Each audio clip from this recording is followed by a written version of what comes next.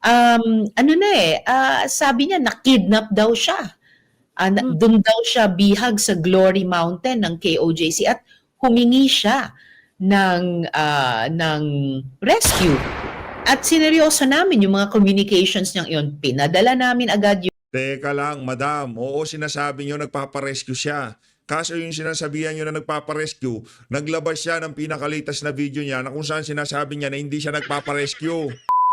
Ayaw ho talagang maagawan ng spotlight itong si Risa Hontiveros. Papunta na ho dito kay Elias Totoy. Ang issue pilit pa rin ho niyang kinukuha. Nagpa-interview pa ho talaga siya dito sa Philstar. Mamaya ho pag-usapan natin yan. Pero bago ang lahat ng yan, isang like at isang subscribe. Masaya na ho tayo dyan sa mga gusto sumali sa ating community. Alam nyo na ho ang gagawin. Yung join button nandyan lang ho sa baba. Sa mga hindi pa ho nakasubscribe, yung subscribe button nandyan lang ho sa baba. Ayun na nga. Bago tayo magtungo dito kay Risa Hontiveros, ang ganda ng tawa. Yan kung tawagin ho nila yan, tawa ngayon, iyak later. Di ba? Medyo nakarecover na ho siguro siya. Tipong akala niya yung naratibo napapanalo na niya. Hindi niya alam, nag-uumpisa pa lang ho tayo. Mamaya ho, hihimayin ho natin ang mga kabalbalan nitong si Risa Hontiveros dito sa dito sa interview na to. Panoorin ho muna natin itong napakagandang balita. Ako pagka nakikita kong kasama nitong si BP, itong si Sir Eduardo Manalo, tumataba ho ang ating puso. Kasi yung pagrespeto kasi ng mga Duterte, diyan sa INC, ano ho yan, on pa man talagang si dating Pangulong Rodrigo Duterte, sinasabi niya kung gusto mo ng matinong trabahante, gusto mo ng tapat, hindi basta-basta masisilaw sa pera. INC kunin mo. Ito, panoorin ho natin ang pag-courtesy call nitong si BP Sara dyan sa pinuno ng INC. Muling bumisita at nag-courtesy call sa Executive Minister ng Iglesia ni Cristo si Vice President Sara Duterte. Narito ang detalye. Dumating si Vice President Sara Duterte sa Iglesia ni Cristo Central Office sa Quezon City. Siya ay malugod na tinanggap ng Executive Minister na si kapatid na Eduardo V. Manalo. Muling bumisita ang pangalawang Pangulo upang personal na ihatid ang kanyang pagbati sa Iglesia ni Cristo kaugnay sa pagsapit sa ika-100 at 11 anibersaryo ng pagkatatag nito ngayong buwan ng Hulyo. Ipinagpasalamat niya ang malaking bahagi ng Iglesia ni Cristo sa lipunan upang matulungan ang maraming Pilipino tulad ng isinasagawang pagtulong sa mga labis na nangangailangan sa pamamagitan ng lingap sa mamamayan lalo na sa panahon ng kahirapan at mga nararanasang kalamidad sa bansa. Maging sa iba't ibang panig ng mundo ay nakatutulong ang Iglesia ni Cristo sa mga pamahalaan. Matatandaan na nito lamang Mayo ay nagkaroon ng serye ng lingap sa mamamayan o Care for Humanity sa iba't ibang lugar sa US. Sinundan ito ng magkakasunod na pagtulong sa Canada. Nakinabang din sa mga pagtulong na ito ang mga kababayan nating Pilipino.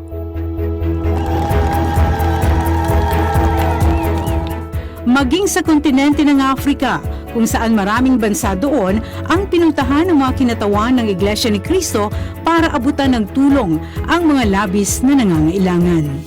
Kinilala rin ni Vice President Sara ang ginagawang pagtuturo ng Iglesia ni Cristo sa mga miyembro nito ang ukol sa ikapagiging mabuting mamamayan, pagkakaroon ng maayos sa pamumuhay at pagiging masunurin sa pamahalaan.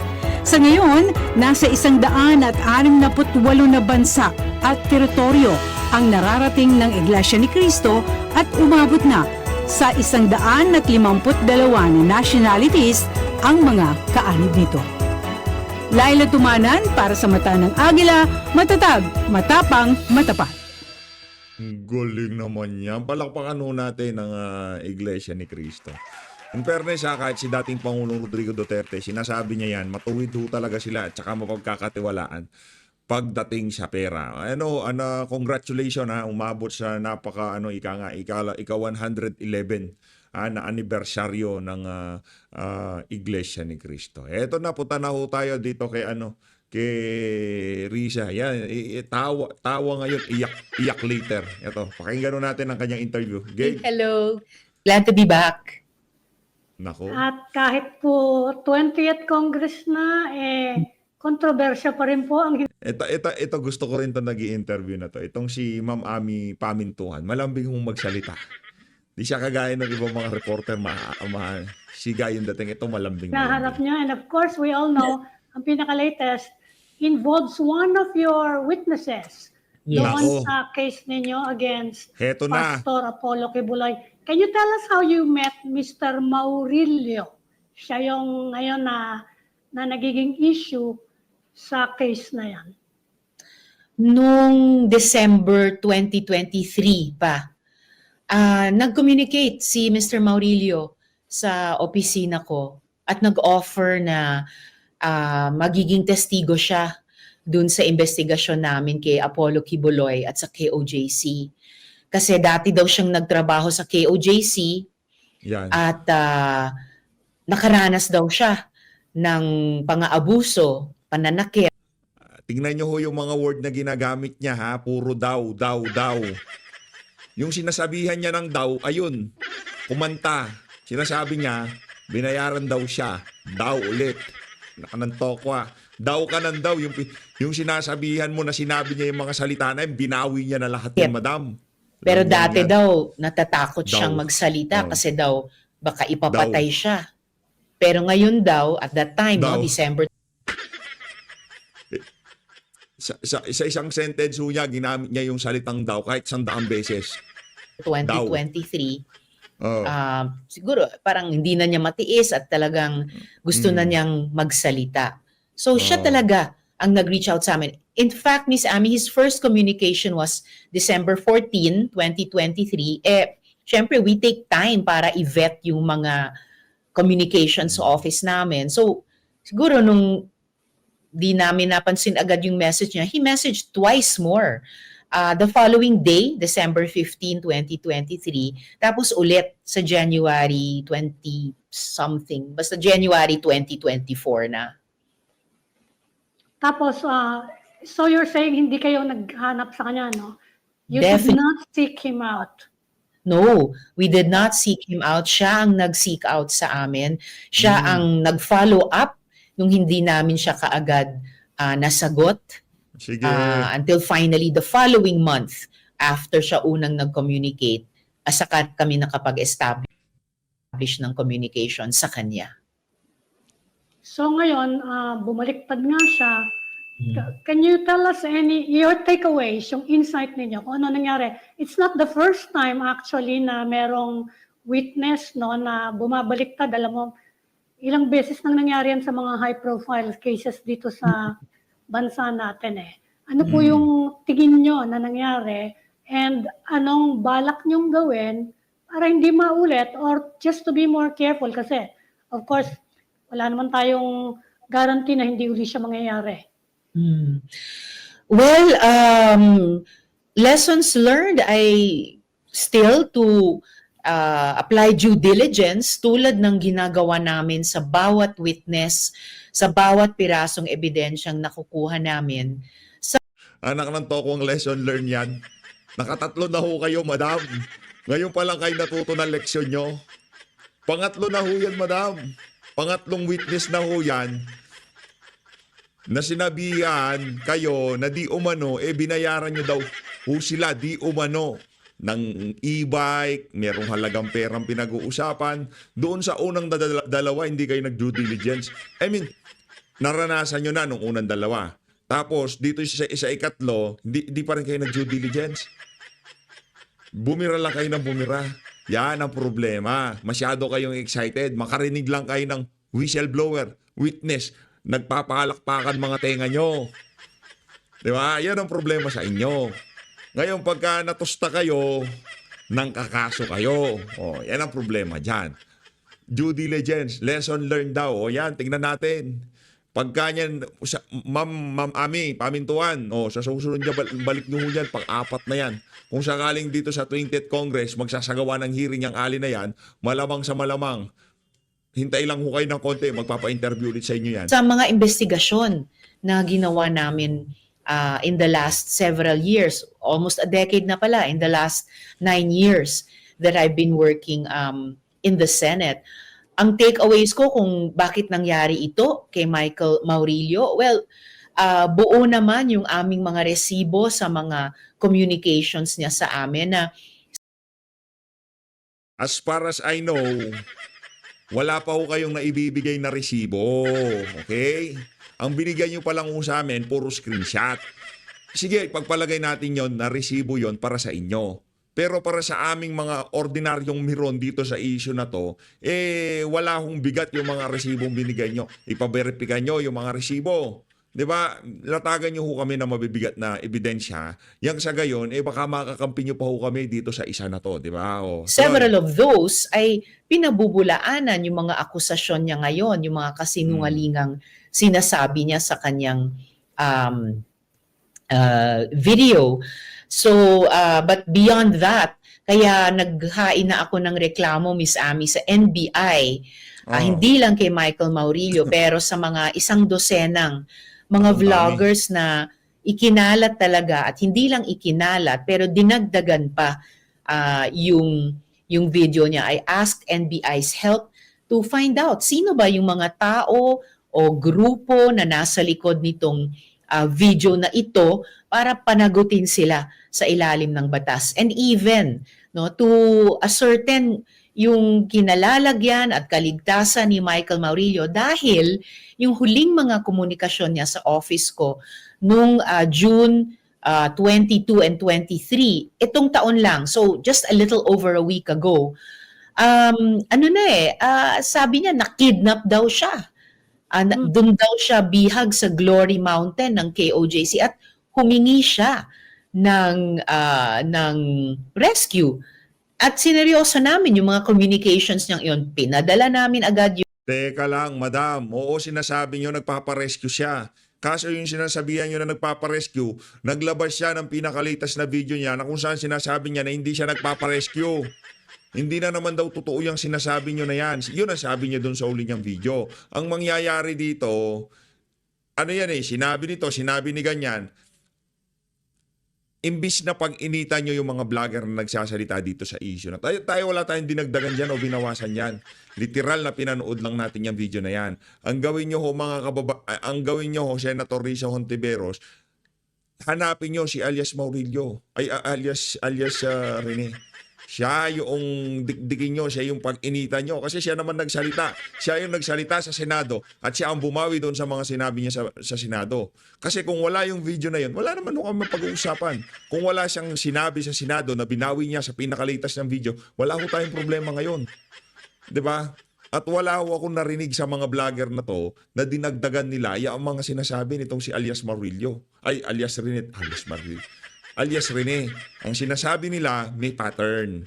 Nangyari na to sa mga nakalipas na panahon. Ngayon, itong interview na to ni Risa Hontiveros, para tingin ko yun na lang to, para mapa-feel niya na lang, kumbaga parang consuelo de bobo niya na lang sa sarili niya. Para yung pakiramdam niya kahit papaano makatulog siya ng maigi mamayang gabi. Yung kanyang messages sa PNP Davao para aksyonan nila. Kaya lang, habang ina-aksyonan nila, ayan, lumabas na yung video na yan. And yung unang naglabas niyan ay isang tingin namin fake news channel talaga, nagngangalang Pagtanggol Valiente, which by the way was formed only on June 24, the day after Michael Maurilio's messages. And so bagong-bago pa lang ito at sila yung unang nag-upload ng video nito. Check ko nga. But as you mentioned, this is not the first time nangyari sa history of Senate investigations. Mukhang ganyan ang pattern ng Teka, madam. mga grupong gumagawa nito. They will harass a witness after he or she testifies. Yan ang isang unang reklamo din ni Michael Maurilio sa office ko pagkatapos niyang mag-testify.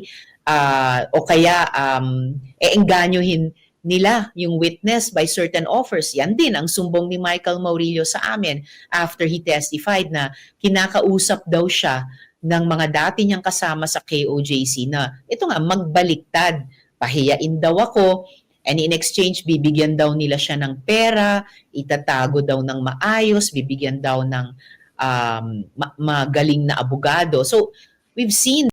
Nako, yan na nga ba sinasabi, Ngayon, nung unang press con mo, sinasabi mo, nanghingi siya ng pera.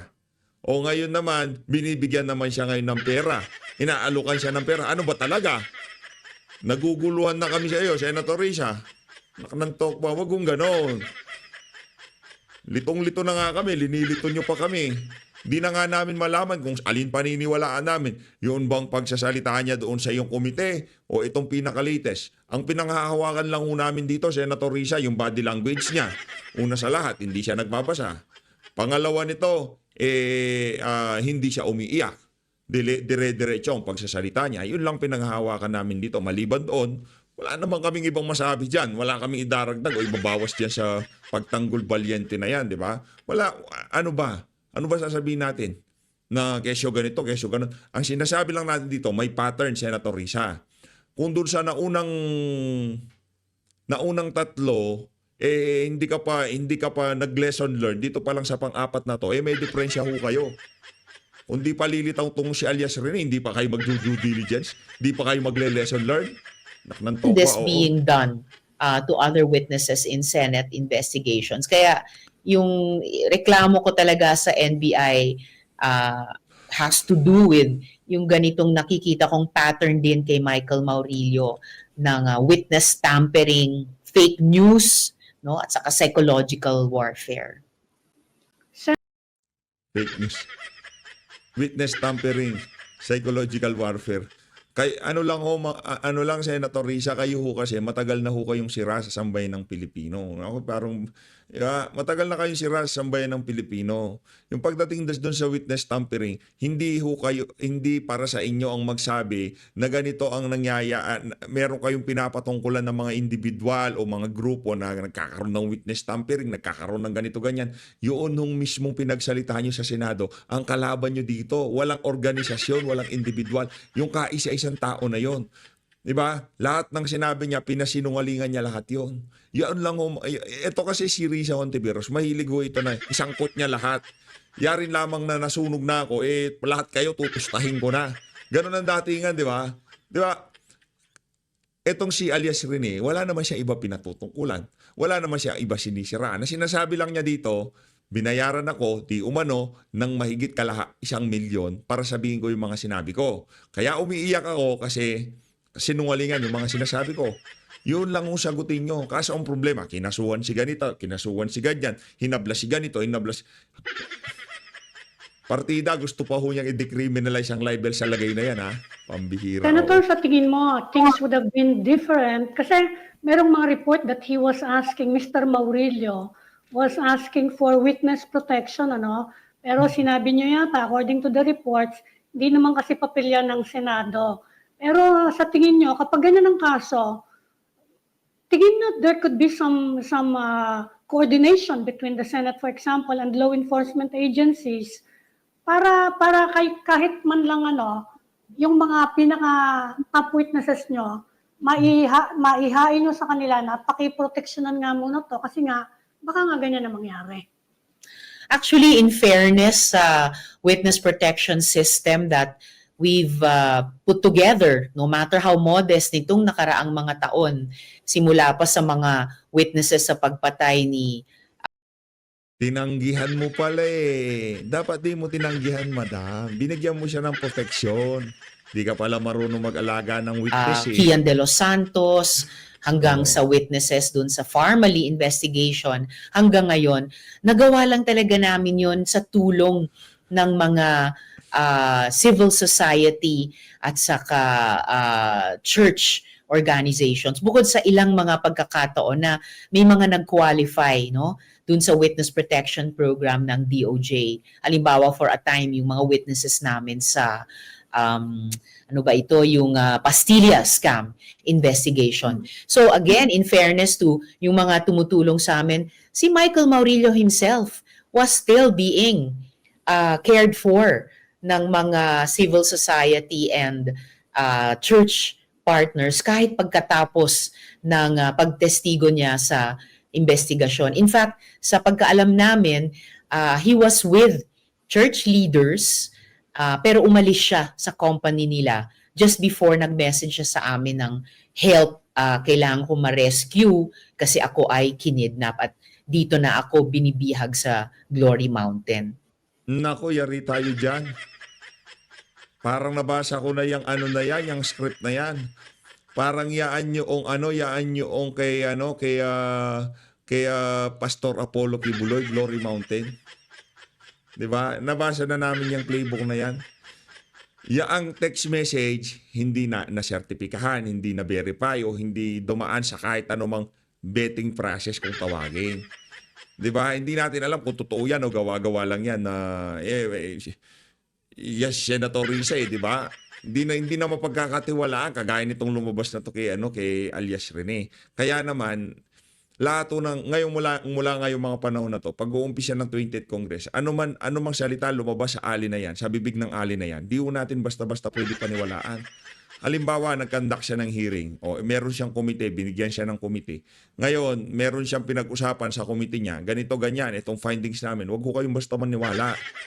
Kasi magpalipas muna kayo ng 1 taon, baka lahat ng pinagsalita niya dyan, maya-maya bumaliktad na naman. Mahirap pong pagkatiwalaan yan. Lahat po ng sinasabi niya, kagaya dito sa Glory Mountain, nagpapatulong tong si alias Rene. Kabalbalan ho yan. Hindi. Ang gusto nitong si Risa Hontiveros, lahat na lang na lumabas sa bunganga niya, tatanggapin na lang natin ng ganun-ganun na lamang. Sa kabila ng sa kabila ng kanyang track record pagdating sa mga witness, hindi naman ho ata maaari yun. At sana naman itong si Senator Risa, kung hindi niyo makumbinse ng ganun-ganun na lamang ang sambayanan, huwag niyo hong banatan yung mga nagsasalita, kaugnay sa mga sinasabi niyo. Masyado kayong mga crime baby, kakana ito si Mayor. So you're okay with that setup? Kasi tatanong ko sana, meron bang magagawa executive, for example, o kaya by legislation, to strengthen our witness protection program? Kasi hindi lang naman yung witness ang mahaharas eh. Pwedeng yung pamilya niya, di ba? Di naman sa sine lang natin nakikita yung mga ganyan. Talaga nangyayari siya, no? But I know we have limited resources, pero may magagawa pa kaya ang gobyerno to improve the witness protection system? Definitely, Ms. Ami. And I believe DOJ is looking at that, kung paano nila mapapalakas yung witness protection program nila. At bukas na bukas kami sa Senado, tignan paano suportahan yan, dahil yan ay papel na ng executive at hindi na ng legislature. Pero suportahan yan, halimbawa sa pamamagitan ng budget process. It may not even require new legislation dahil meron ng standing witness protection program ang DOJ. And as I mentioned before, nagamit ito dun sa mga nag-qualify ng mga witnesses sa kanila para sila ay protectionan nga. Related to your investigations pa rin, bagong headline ngayon, gambling na naman, related naman sa isabong, hindi mo linya yan, but it's still gambling, and you conducted a thorough investigation on offshore gaming. Meron pa ba kayong mga loose ends na balak niyong i-take up in the 20th Congress or additional legislation related to this problem? Kasi sabi rin ng iba, nagkakaroon na daw tayo ng problema with gambling addiction. Meron ba kayong balak na i-push in the 20th Congress related to these matters? Siguro wala nang loose ends dun sa nakumpleto na naming investigasyon laban sa POGO, and na-adopt ng Senado yung committee report ng aming mga findings and recommendations.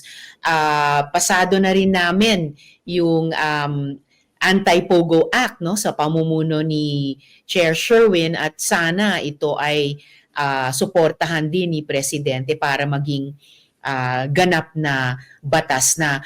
Of course, ngayon, gaya ng binanggit mo, Miss Ami, we see na yung dating POGO ngayon nagmo-morph naman ang problema ng PIGO, and definitely itong online gambling. So in fact, meron nang naihain na panukalang batas, I believe ni Sen. Sherwin din, and I will be supporting friendly interpolating and contributing proposed amendments para mapalakas pa yung mahigpit na batas para i-regulate yung online gambling na yan.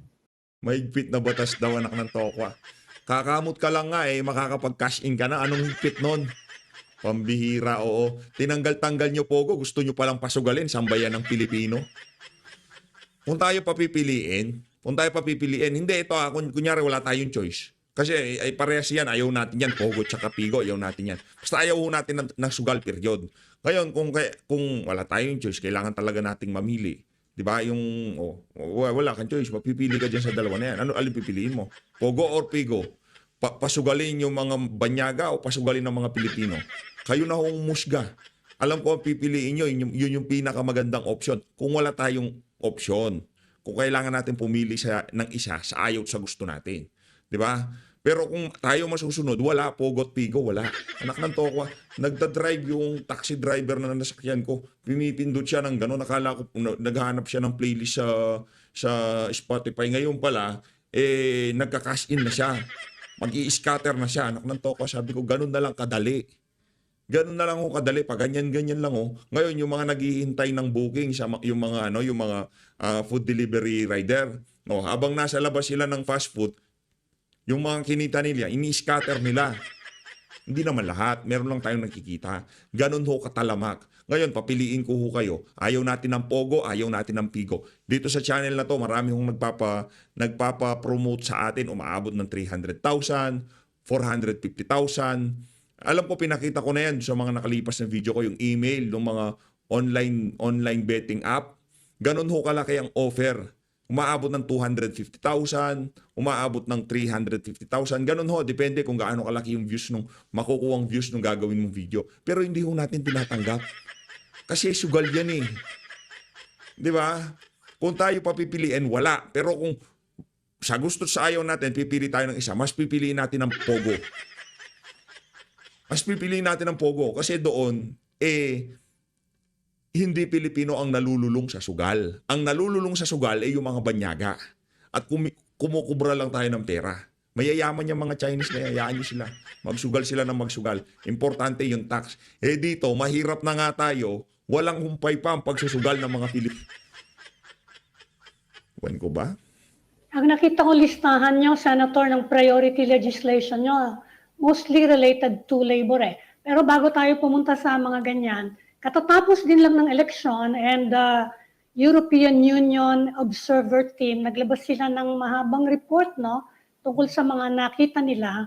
And isa sa mga binanggit nila obsolete na nga daw yung mga laws natin, di na daw nakakahabol sa mga reforms, sa mga panibagong legislation na related to election. Meron ba kayong balak na isulong na legislation related to election reforms? Kasi sinabi sa amin ni Chairman Garcia ng Commission on Elections, every Congress nagpo-propose kami ng election reforms Wala naman nangyayari. Ano kayang pwedeng gawin doon? Well, pwede talagang kumilos mas proactively yung Joint Congressional Oversight Committee on the Automated Election System. Mula pa nung nakaraang kongreso at nakaraang eleksyon, may mga nakabinbin pa na kung mga tanong sa COMELEC din. Halimbawa tungkol dyan sa MIRU system at yung kontrata, in terms of yung modelo ng counting machines na iyan na hybrid, in terms of yung presyo ng lease contract na yan, for one election kumpara sa lahat ng purchase contracts ng nakaraang lahat ng mga naunang automated elections nung nakaraang mga taon And these are serious questions ng pagsunod sa kasalukuyang Omnibus Election Code on the part of the COMELEC. Let alone, for sure, kailangan pa ng mga patuloy na political and electoral reforms, kasama na Ms. Ami yung mga campaign finance reform at iba't iba pa. So, mananatili akong active dyan at proactive din dyan mula sa Senado vis-a-vis sa COMELEC.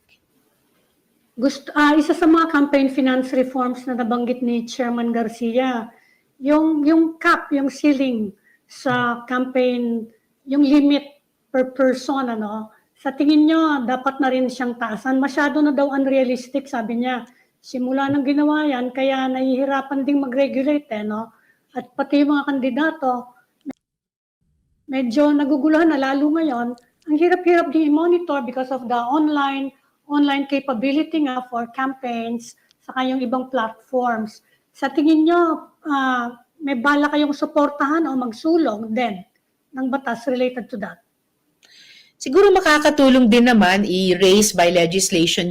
Wala na, bulahan na itong mga kababayan. Lahat ng sasabihin ni Risa, maliban doon sa mga napanood natin na yon, as usual, puro kabalbalan. Wala ko tayong aasahang matinong salita lalabas sa bibig nitong alin na to. Sagutin nyo ho muna. Ano nyo muna yung tipong hanapin nyo si alias Rene. Yun ho muna, bigyan nyo ho muna kami ng mas kapani-paniwalang mga ebidensya maliban doon sa mga ilinatag yun nung nakalipas na araw. So, Luis, maraming salamat po sa pag-support sa PH Update. Mag-ingat po kayong lahat. Mahalin natin ng Pilipinas.